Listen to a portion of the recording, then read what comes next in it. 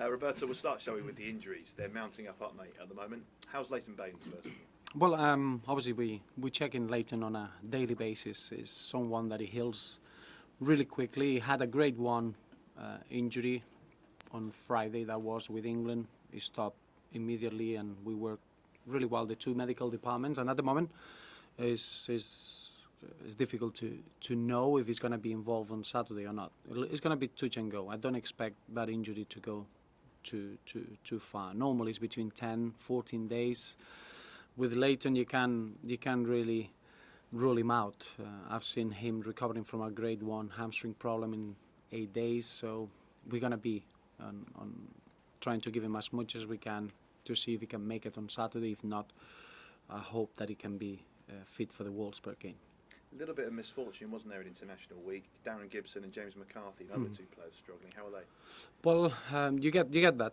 I think November is, in general, is a month that has got an extra risk in injuries. You're looking at throughout the clubs and throughout the players that they change a little bit the training regime, and that adds extra pressure on the risks of injuries.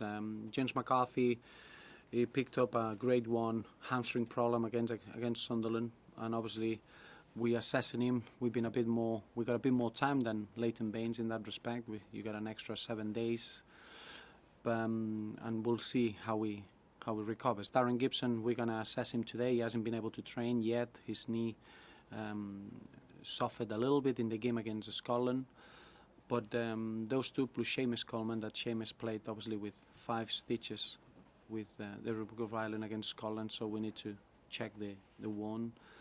And then Stephen Pienaar and Kevin Mirallas, that they've been joining the group, and then Gareth Barry. Those are the 7 players that we are gonna assess for the weekend. I'm not too sure if Gareth Barry will be able to make the game. I'll be very, very surprised if he can, but you don't rule out people like Gareth, that they are incredible professionals, and sometimes they can come back a little bit earlier, but those are the 7 players that we are keeping an eye for the weekend. Brian Oviedo and Aruna Kone are ruled out, even though that they are training with the group, and it's more just to make sure that they are fully fit and ready before we give them the opportunity to play.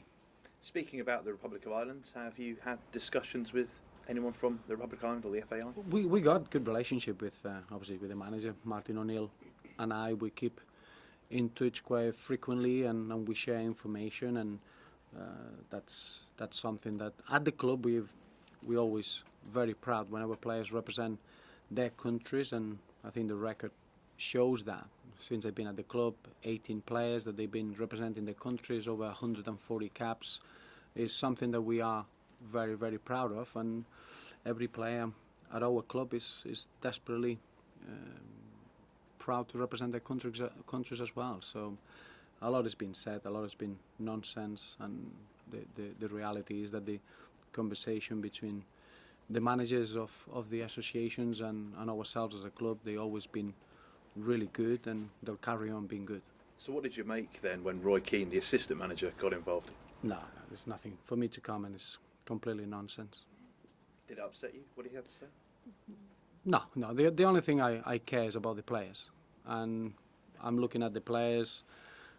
We produced to have 4 players in the Republic of Ireland, like Aidan McGeady, Darren Gibson, Seamus Coleman, James McCarthy, 4 incredible characters, 4 players that they just love to play for their country. And it's disappointing when you see some sort of news on the media that they could put that in doubt. That's the disappointing aspect. I think all the fans in the Republic of Ireland and any nation need to know that these players would give their lives to represent their countries, and that's something that we are very, very proud of. And Seamus, James, Darren and Aidan, they've been extreme professionals, and that's something that we're going to carry on seeing. Could mean some of the injury problems an opportunity for some of the younger players. I understand you've been impressed with the way they've been working in the break. Yes, and that's something that we always kept in mind. We've got a large squad. I do feel that the squad is coping really, really well with the demands that we had this season, with the injuries, with the suspensions that are going to come, which December normally is the month that you have to cope with that. But I think the group that we've been putting underneath is getting stronger. I think we got some individuals that they are getting ready, and the moment that they'll be ready, they'll be given opportunities. That's something that we pride ourselves on, and we'll carry on using our youngsters a good use. But I do feel that the squad is strong enough and big enough to cope with the demands and the injuries that we have at the moment. Well, it's getting towards January, so these questions will become more frequent. You're being linked with a loan move for Barcelona's Martin Montoya. Does the good relationship between yourselves and Barca help deals like that? I know that you're going to ask me against names and possible targets. The answer is always the same. We never stand still. We always keep looking to identify players that they could represent our football club, that they could fit in the way we want to play. But I will never comment on players that they are registered with other football clubs. I'm not trying to divert the question, but the squad is strong. But in every window, we'll always try to use it in our advantage, even though this season we plan the squad to be strong for the 10 months of competition and not trying to get any amendments in January. So that's clear. Let's move on from players then. A word on your former club, Wigan. What did you make of the appointment of Malky Mackay? Well, I'm looking at Wigan. Wigan is a phenomenal football club and is a special story, is an example in football to see what Wigan have achieved just out of a dream of the chairman is something quite unique. And I'm just, from the distance, I just hope that the new manager can settle in and he's got a really good squad to work with and they can get a real good winning streak and try to get back into the playoff positions. Malky Mackay is a man that I think is going to enjoy the challenge and is going to enjoy the football club because it's a phenomenal football club for a manager. Yeah, and Dave Whelan will have considered the possibility of a negative reaction, won't he? I'm sure he has, but obviously I think if there is an investigation, that's something that until it's concluded, whatever the talk is unnecessary. We all make mistakes, and the opportunity now is for Wigan to get back into trying to win football games, and Malky Mackay has got a really good record on getting teams out of the championship in terms of finding success very, very quickly, and I wish them the very best of luck. A familiar face around here has got a rather big night on Saturday. Tony Bellew takes on Nathan Cleverley. Any message of good luck from you and the club? Absolutely, yeah. I think you can imagine the whole football club. We are behind him. We enjoy seeing him at Finch Farm, preparing for the fight and for his fights, and it's great to see an elite boxer working the way he does. He's a terrific blue. He's a great Evertonian, and he's going to have the support of every blue on the fight. So we wish him the best of luck. And before that, he'll have an eye, I'm sure, on your game against West Ham. 2007, the last time you lost. Do you ever look into records like that? No, because obviously I'm sure the teams are different. The situations are very, very different. What is true for me, West Ham are the informed team in the league. Yes, Southampton, they've done really, really well, but the change from last season hasn't been as great as West Ham. I'm looking at West Ham. They play with incredible confidence, great attacking play. They get new players in the league, adjusted so quickly, and you can see players like Ener Valencia and Sacco enjoying their football really, really quickly, and I've been very impressed with the way that Sam Allardyce has found a winning formula straight away. They are in the Champions League spots, and rightly so. So for us, is a really tough challenge, but a challenge that we need, and it's a challenge that we welcome with open arms. Thank you. You talk about them being in form. Your form's not too bad at the moment going into this one as well, is it? No, obviously we managed to. Once we started the season, I thought we all know that we were very, very good in certain aspects of our game. Going forward, everything that we did on the ball, we were very strong, if anything, stronger than where we left it last season. Defensively, it wasn't ourselves, and we dropped a few points just with late goals and aspects that normally we're stronger on it. And I think we we adjusted towards that, and now we've been very, very consistent. If you look at from the previous international break and the 6 games that we had, we've been very strong. We accumulated really good performances, a lot of clean sheets, but we haven't lost anything of the attacking play.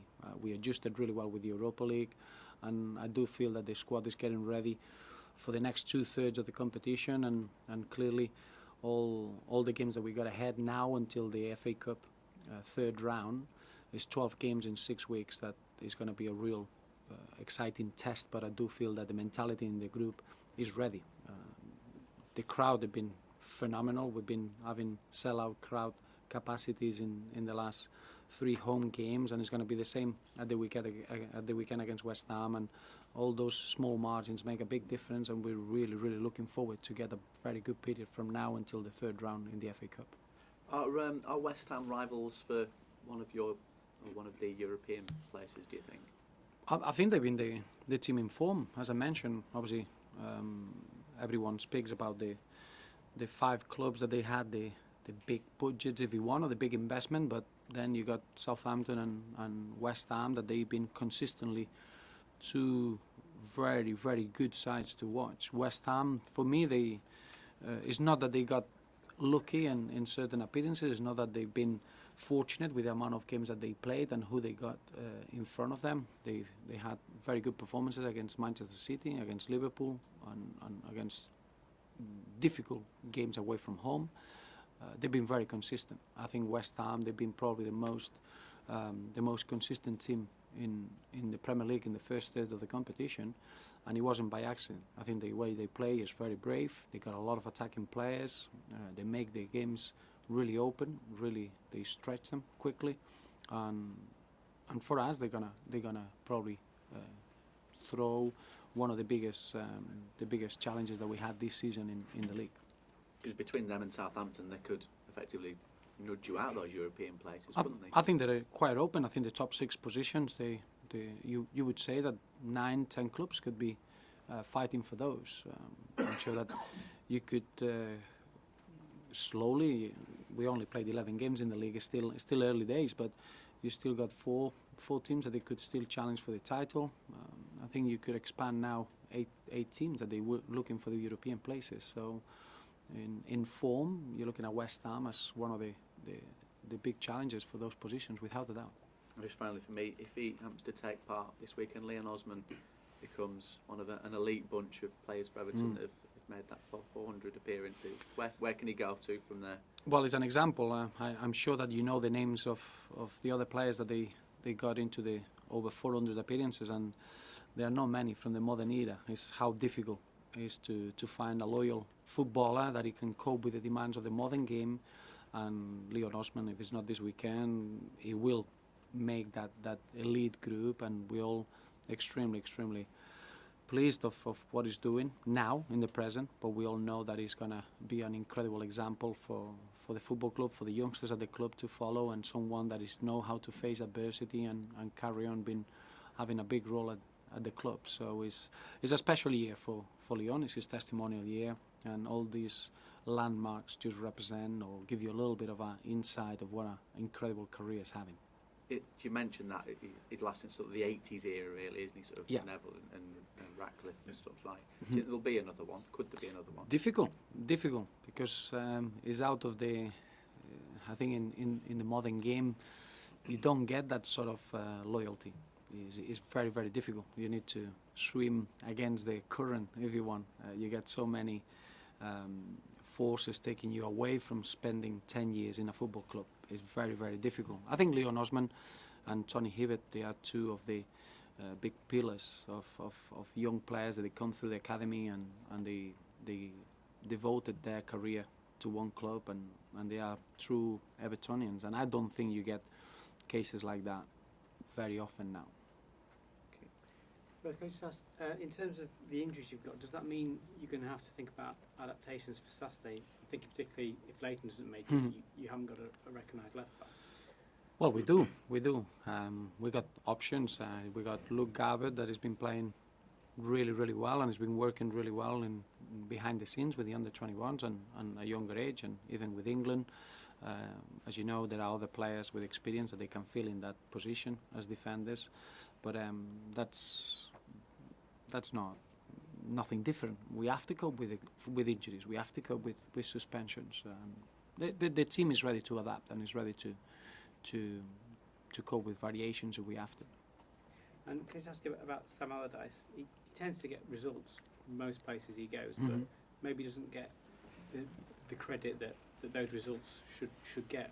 Why is that, do you think, with someone like Well, Sam? he's a very experienced manager. He's been in this league for a long time. He's had different challenges. He's been building football clubs in others.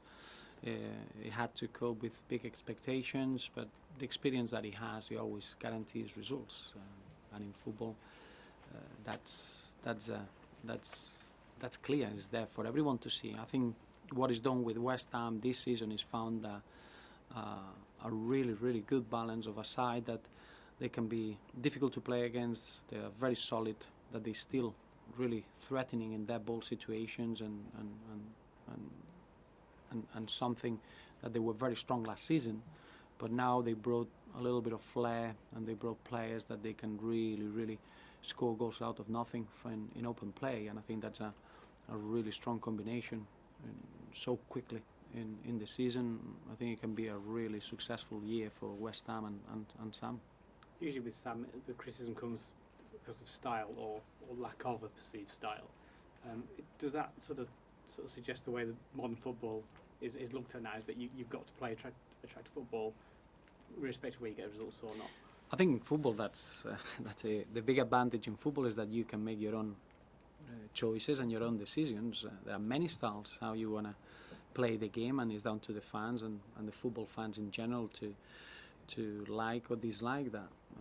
That's football. Winning is important. Certain people in the game, the only thing that matters is the result. Other people, they're a bit more romantic and they appreciate more the way you win or the way you want to play than just the short-term result. That's I think something that is never going to change in football. Thank you. Thank you.